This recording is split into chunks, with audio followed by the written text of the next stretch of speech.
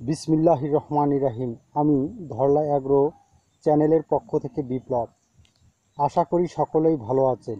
আপনারা যারা দেশ ও দেশের বাইরে থেকে দেখছেন সকলকে জানাই শুভেচ্ছা ও স্বাগতম। আজকের বিষয় থাকছে ধানে কেন ছিটা হয়, এর করণীয় বিষয় নিয়ে আলোচনা করব। প্রিয় কৃষক ভাইয়েরা, ধানে সাধারণত ছিটা 15 থেকে 20% হয়ে থাকে।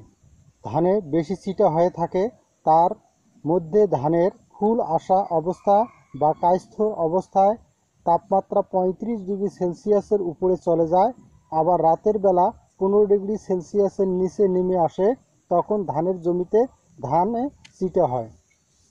ধানে কায়স্থর থেকে যখন শীষটা বের হয় তখন পরাগায়নের মাধ্যমে স্ত্রী ও পুরুষ ফুলের মাধ্যমে যদি পরাগায়ন না ঘটে সেই ক্ষেত্রে ধানে ছিটা হতে পারে।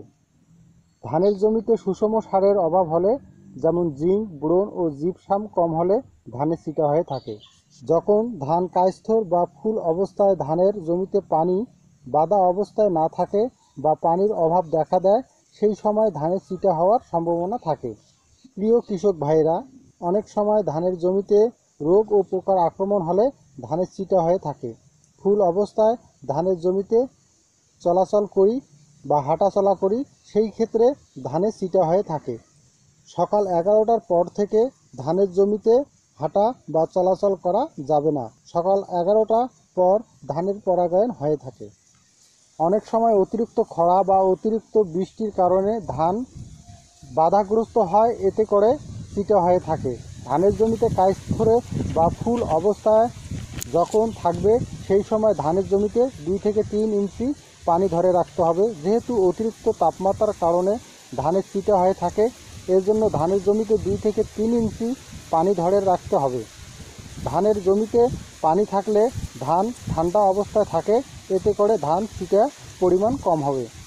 অনেক ক্ষেত্রে ধানে রোগবালাই হলে ধানে ছিটা হয়, সেই ক্ষেত্রে আমাদেরকে রোগবালাই ও পোকার দমন করতে হবে।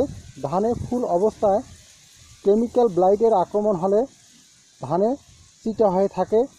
এই ধরনের অবস্থা দেখা দিলে 33% বা 1 বিঘা জমিতে পটাশ সার 5 কেজি এবং সুষম মাত্রায় জিঙ্ক ও বোরন প্রয়োগ করতে হবে।